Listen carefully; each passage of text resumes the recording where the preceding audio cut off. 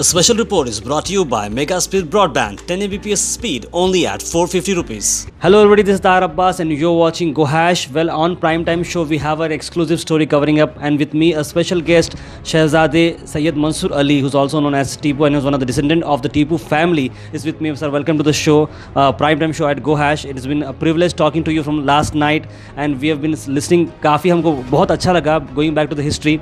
Sir Mansoor Ali sahab, आपने national level पे जो ये ऑर्गेनाइजेशन स्टार्ट की तहरीक खुदादात, उसके बारे में बताइए, and then we can go back to history and we can talk about Tipu Sultan Shaheed and the after effects.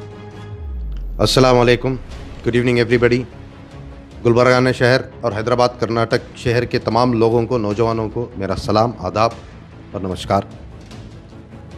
Hyderabad Karnataka reason एक अखलियातों पर, एक मोहब्बतों का, एक औलिया अल्लाह का मरकज़ है, जिसमें टीपू सुल्तान शहीद रहमतुल्लाह अलैह का कनेक्शन एंसेस्ट्रल है यहाँ पर. और यहाँ के बहामनी किंगडम में स्टार्ट होने से पहले मोहम्मद अली साहब टीपू सुल्तान शहीद के परदादा ने और उनके चार भाइयों ने यहाँ पे कुर्बानी देकर और यहाँ पे मुलाजमत करके सिपाहियों की तरह उन्होंने जंगों भी की है. यहाँ से होते हुए सल्तनत खुदादात का एक सूरज उभरा, जहाँ पे नवाब हैदर अली साहब के घर हज़रत टीपू सुल्तान शहीद तशरीफ़ फरमाए, एक औलिया की शक्ल में, एक वॉरियर की शक्ल में, एक साइंटिस्ट की शक्ल में, एक हिंदुस्तान के सच्चे पेट्रियट, जो भारत एक माँ है, माँ का सच्चा बेटा साबित करने के लिए हज़रत टीपू सुल्तान 1750 नवंबर 10 तारीख के दिन 20 ज़िलहज के दिन फ़ातिमा के घर तशरीफ़ लाते हैं. सब हुई हिंदुस्तान में टीपू सुल्तान शहीद की शहादत होकर 225 बरस होने को आ रहे हैं, और टीपू सुल्तान शहीद को लेकर तमाम सियासतदान और फ्रीडम फाइटर्स एक आइडियल बना के चले हैं आज तक. बदले में रिज़ल्ट कुछ नहीं मिल रहा था, इसलिए मैं इस ख़ानदान का एक सदस्य जो 7 जनरेशन से बिलोंग करता हूं, और मेरी अहलिया पड़पोती हैं, और मैंने एक सोचा कि 2013 से एक मुहिम शुरू करूं जो टीपू सुल्तान शहीद को असली वक्त में अखलियातें और उनकी पोजीशन मिलना चाहिए थी, जो नहीं मिल पाई हिंदुस्तान की सरकार के अंदर. वजह क्या है? मतलब आप जो बोल रहे हैं पोजीशन नहीं मिल पा रही, तो वजह क्या हो सकती है नहीं मिल पाने की वजह? नेग्लेशन. अगर टीपू सुल्तान शहीद के नाम पे बहुत कुछ दे देंगे तो वोट बैंक, एक मुस्लिम कम्युनिटी एक हार्डकोर वोट बैंक है टीपू सुल्तान शहीद पर, अगर दे देंगे तो वोट बैंक बनी नहीं रहेगी, बिखर जाएंगे ये लोग, तो सब कुछ दे दिए तो इनिशियल स्टार्ट पर एक प्रेशर कमेटी स्टार्ट कर यहीं के कायद मोहतरम जनाब कमरुल इस्लाम साहब मिनिस्टर थे माइनॉरिटी अफेयर्स के, तो उनको मनवा कर, उन्होंने सीएम को मनवा कर टीपू सुल्तान शहीद की जयंती 2015 में हुई थी. और जो ग्रैंड सेलिब्रेशन होने के बावजूद एक सारी कर्नाटक के अंदर एक महसूस हुआ, गुलबर्गा के अंदर से स्टार्ट हुआ, और गुलबर्गा के मिनिस्टर ने इसको डिक्लेयर किया करके. और होने के बाद मैं ये सोच रहा था कि तहरीक खुदादात को आगे लूँ, यानी कि तहरीक खुदादात यानी कि सल्तनत खुदादात की एक सानी है. टीपू सुल्तान शहीद की वो सल्तनत थी, लेकिन आज सल्तनत नहीं रही, एक मूवमेंट चाहिए. जो नौजवान आज बेदार हैं, टीपू सुल्तान शहीद की इतिहास थोड़ी बहुत जानते हैं, लेकिन उस चीज़ से असली इतिहास व्हाट वाज टीपू सुल्तान शहीद, उनके पीछे धोखा कैसे हुआ, लोगों ने उनको मोटिवेट करके शहादत के अंजाम तक कैसे लेकर कर उनको धोखा दिया, मैं ये नौजवानों के दिलों में और तमाम लोगों के दिलों में, और जहाँ पे इतिहास की कमज़ोरी है, वो मैं अपनी तहरीक खुदादात के ज़रिए दे रहा हूँ. मेरा एक जनरल अवेयरनेस के लिए पूछना चाह रहा हूँ कि हैदराबाद भी काफ़ी मुस्लिम डोमिनेटेड एरिया, तो हैदराबाद में है तस्वीर? मैं कैसे बताऊँ आपको. हैदराबाद तो उस ज़माने से मशहूर था कि निज़ामों ने उस दौर में टीपू सुल्तान शहीद का साथ नहीं देते हुए ब्रिटिशों का साथ दिया था. मुझे बहुत दिनों से एक उम्मीद थी कि टीपू सुल्तान शहीद का पेट्रियट वहाँ पे लगा जाए, क्योंकि 80% से ज़्यादा वहाँ पे मुसलमानें हैं, और टीपू सुल्तान शहीद रहमतुल्लाह अलैह की इतनी गाढ़ी मोहब्बत भरी हुई है वहाँ के मुसलमानों के दिलों में, और वहाँ के रेड्डीज़ में भी, और वहाँ के नॉन मुस्लिम्स में भी. अब मैं नहीं समझता कि बैरिस्टर असदुद्दीन ओवैसी साहब बहुत पढ़े लिखे हैं, बहुत समझदार भी हैं, और बहुत ही मोहब्बत रखते हैं. सुना हूँ, कुछ स्पीचेस उनके सुना भी हूँ, कि मैं उनको समझाऊं कि जाकर आप टीपू सुल्तान शहीद की पेट्रियट लगाएं करके. उनसे पहले उनको लगा देना चाहिए था. अब मैं इंशाल्लाह लेटर्स उनको लिखा भी हूँ, उनको मैंने सुनाया भी हूँ कि आपके विधानसभा में पहले अव्वल शख्सियत टीपू सुल्तान शहीद रहमतुल्लाह अलैह की फ़ोटो आपकी तेलंगाना स्टेट में आपकी असम्बली में लगवाइए करके. इनका आइडल, इनकी पेट्रियट, इनकी फ़ोटो पहले आप इनके विधानसभा में लगाइए, फिर टीपू सुल्तान शहीद की तारीफ़ के लिए निकलिए करके मेरा डायरेक्ट डिमांड है एमआईएम से.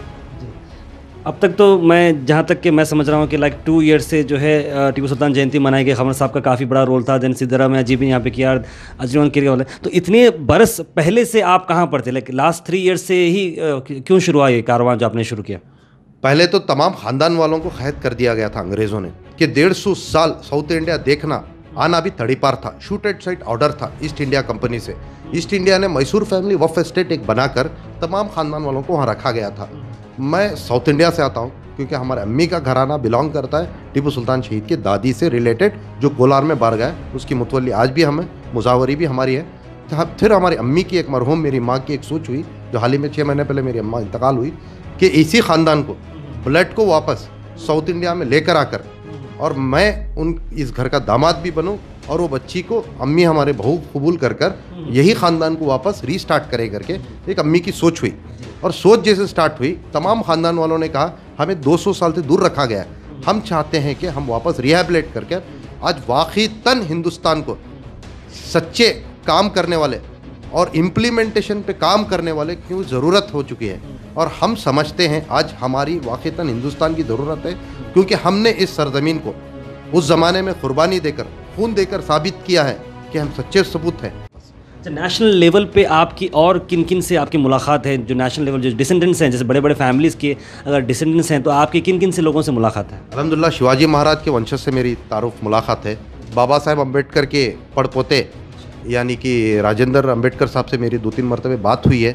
ऐसे बहुत सारे आइडल फैमिलीज़ के, दीपक सिंह साहब हो, शिंडिया साहब हो और चिदम्बरम की फैमिली के कुछ लोग हों, लेकिन पता नहीं वो लोग 2 लोग बहुत जज्बाती हैं, यानी कि मैं और कोकाटे साहब, मराठा समाज के बड़े लीडर, उन लोगों ने और मैं मिलकर एक मराठा समाज और मुस्लिम समाज की जो बिगाड़ हो चुकी थी महाराष्ट्र में, संमेलन लेकर हमने एक बहुत बड़ा प्रोग्राम किया, जिसमें 80% से ज़्यादा मराठा समाज, 30% से ज़्यादा मुस्लिम समाज मौजूद थे, जिन्हों के दिलों में फूट डाल दी गई थी, एक तरफ मराठा एक तरफ मुसलमान।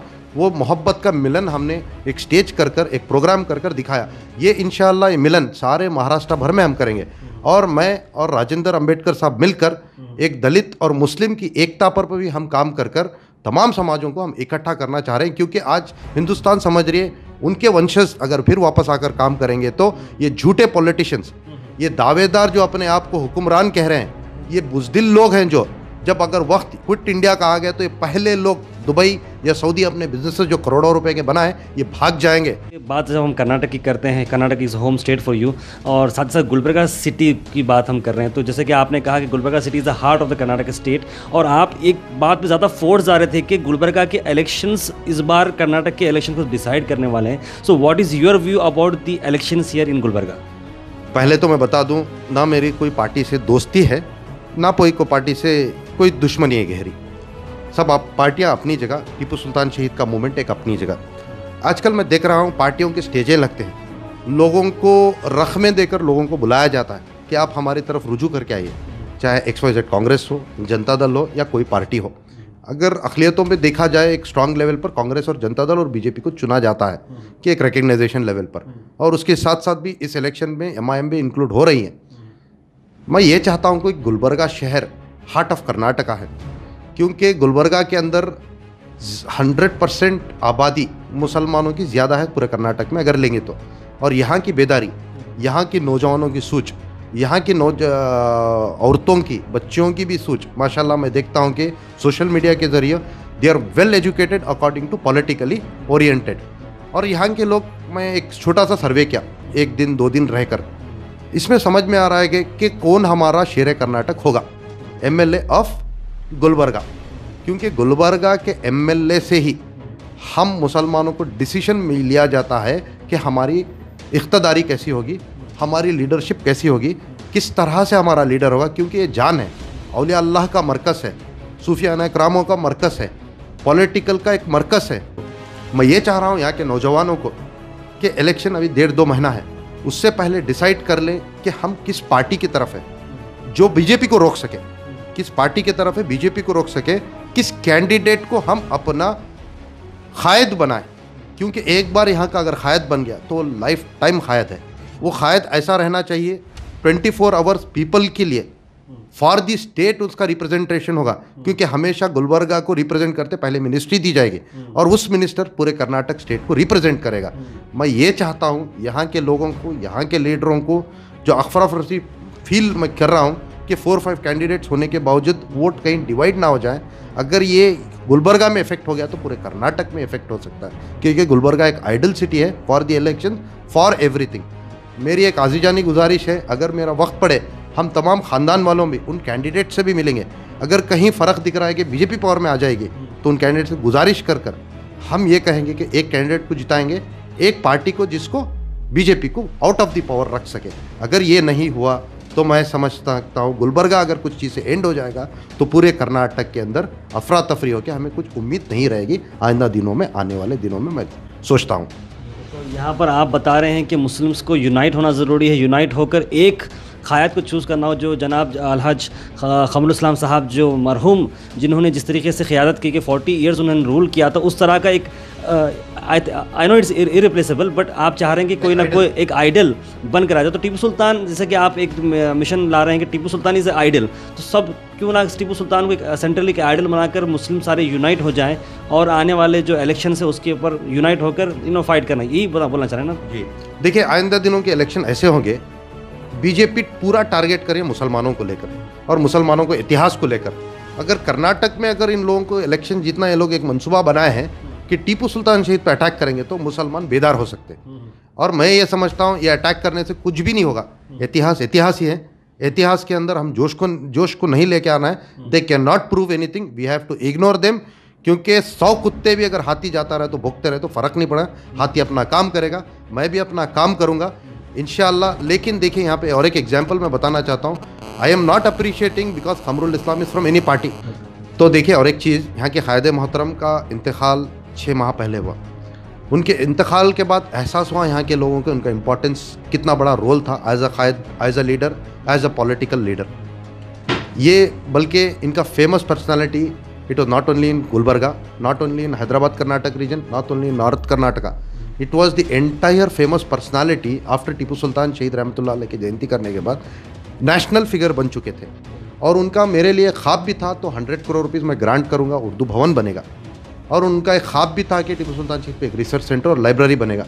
और उनका एक ख्वाब भी था कि विधानसभा के, गुलबर्गा की विधानसभा के बिल्कुल करीब में एक सरकारी ज़मीन है, उसको मैं रिसर्च सेंटर बनवा कर और टीपू सुल्तान शहीद पे बड़ी इंस्टीट्यूट बनाऊंगा, जहाँ पे बच्चे लोग, हर लोग टीपू सुल्तान शहीद पे स्टडी करें और PhD के लिए उनको तैयार करें। अल्लाह की मर्ज़ी थी ये, अल्लाह इनकी हयाती इतने लिखा था, उनका इंतकाल हो गया, उनकी उससे पहले उनकी मिनिस्ट्री ले ली गई। ये मैं सीधा ये इल्ज़ाम में लगाऊंगा कांग्रेस ने उनके साथ नाइंसाफ़ी की। क़मर साहब एक ऐसे लीडर थे, या मुस्लिम लीग से रहते हुए शेर कर्नाटक का लक़ब मिला। Qamar sahab was not Muslim League, Muslim League was dependent on Qamrul Islam. Janata Party Qamrul Islam पे डिपेंडेंट थी, Qamrul Islam was not dependent on Janata Party. Congress was dependent on Qamrul Islam, Qamrul Islam was never dependent on Congress. यही चीज़ टीपू सुल्तान शहीद के घर वाले भी कोई पार्टी से डिपेंडेंट नहीं है, ना हम पार्टी का सपोर्ट चाहते। गवर्नमेंट सरकार अपना हक करना है, हम भीख नहीं मांग रहे, अपना हक हम ज़रूर हासिल करेंगे, क्योंकि अवाम है हमारे साथ, लोग हैं हमारे साथ, टीपू सुल्तान शहीद रहमतुल्लाह की मोहब्बत है हमारे साथ। आज भी 1 महीने का वक्त है गवर्नमेंट के पास। अगर टीपू सुल्तान शहीद के हक़ में ये सब चीज़ें नहीं थी, इस चीज़ को मैं सारे कर्नाटक भर में मुहिम चलाऊँगा और दिखाऊँगा कि कर्नाटक सरकार के अंदर कि टीपू सुल्तान शहीद पर असली काम आप कीजिए, मुसलमान एक तरफ से आपसे इकट्ठा होंगे। और सवाल रहा कि इंतखाबात में मुझे पूरा काम करूँगा, पूरी कोशिश करूँगा। मैं इंशाअल्लाह चाहता हूँ कि दुआ भी करूँगा, हमारा ख़ानदान पूरा दुआ भी करेगा कि यहाँ पे सेक्युलरिज्म बच जाए और ऐसा क़ायद निकल कर आए जो अपनी पार्टी पे नहीं डिपेंड, एक ऐसा लीडर आए जो क़मरुल इस्लाम को रिप्लेस कर सके कुछ ना कुछ ज़रिए से। So that was Shehzad Sayyid Mansoor Ali, who is one of the descendant of the Tipu Sultan Shaheed family. So thank you so much Mansoor साहब, आपका वक्त देने के लिए। We wish you and pray to Allah सुब्हानहू तआला कि आप इस मिशन में कामयाब हो जाएं। और फाइनली आप हम एक आखिरी अशियार मैं बताना चाहता हूँ। हमेशा टीपू सुल्तान शहीद रहमतुल्लाह अलैह पूरी ज़िंदगी यही बात बोल के जिए।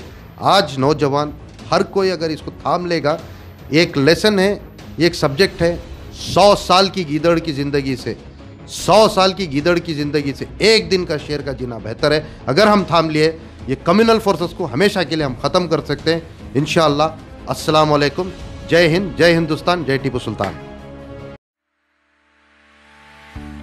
A special report is brought to you by Mega Speed Broadband 10 Mbps speed only at 450 rupees.